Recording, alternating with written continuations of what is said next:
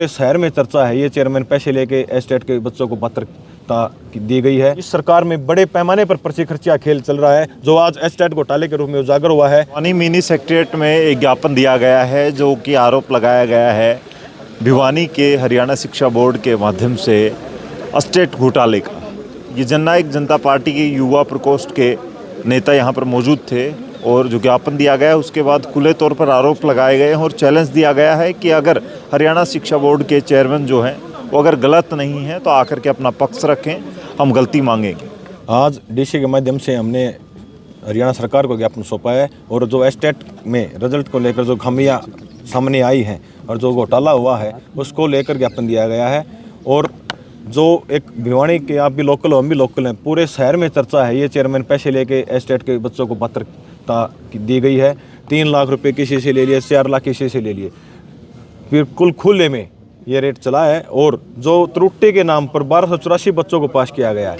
7 लाख बच्चों का रिजल्ट निकालने में इनको 30 दिन का समय लगा और त्रुटि के नाम पे जो 1284 बच्चों का रिजल्ट निकाला वो उसमें 110 दिन का इन्होंने समय लगाया और उन बच्चों का रोल नंबर आज तक सार्वजनिक नहीं किया गया।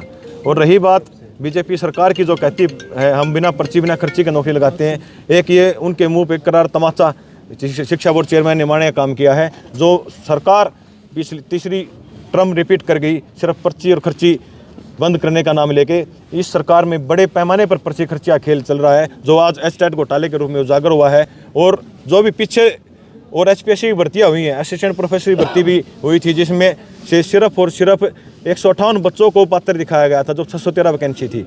और वहाँ भी एचपीएससी का चेयरमैन ये कहता था कि हरियाणा के बच्चे डिजर्विंग नहीं है। एक बिहार का आदमी को यहाँ लाकर बैठाया गया था। इस हरियाणा सरकार से मैं निवेदन करता हूँ कि युवाओं के भविष्य को आप अंधकार में ना लेके जाएं। क्यों लगता, कैसे लगता कि बोर्ड में घोटाला हुआ? क्योंकि बोर्ड चेयरमैन तो कह रहे हैं ऐसी कोई बात नहीं है। हम शिक्षा बोर्ड चेयरमैन को चैलेंज करते हैं, आप हमारे सामने आए, हमारे नेताजी के सामने आए, हम आपको सबूत देंगे। अगर हमारी बातें गलत लगी, हम सार्वजनिक तौर पर हमारे नेता माफ़ी मांगने का काम करेंगे। अगर वो हम सबूत देंगे और वो दोषी साबित हुए तो हरियाणा सरकार को उन पर केस दर्ज करना चाहिए और मुकदमा दर्ज करके उन पर तुरंत प्रभाव से कार्रवाई होनी चाहिए। हम चाहते हैं कि हरियाणा सरकार इसमें हस्तक्षेप करे और हम हरियाणा सरकार पे हम भरोसा नहीं कर सकते। सीबीआई जांच इस मामले की होनी चाहिए, क्योंकि 7 लाख बच्चों के भविष्य का मामला है। प्रदेश के इतिहास के अंदर शिक्षा के क्षेत्र में इससे बड़ा कोई घोटाला लाना पहले हुआ था और अगर ये सरकार रही तो आगे हो सकता है। भविष्य के अध्यापक तैयार करने के लिए हरियाणा सरकार ने अध्यापक पात्रता परीक्षा ली शिक्षा बोर्ड चेयरमैन के माध्यम से। लेकिन बड़े दुख के साथ एक बात कहना पड़ रहा है कि भविष्य के जो टीचर हैं, जो देश का निर्माण करते हैं, जो हमारे आने वाली पीढ़ियों का निर्माण करते हैं, जब उन्हीं के अंदर खोट होगा तो कैसे जो है ना भविष्य के बच्चे तैयार होंगे। 1284 बच्चे जिन्हें संदेह का लाभ दिया गया और हमारे पास प्रूफ है इस चीज़ का।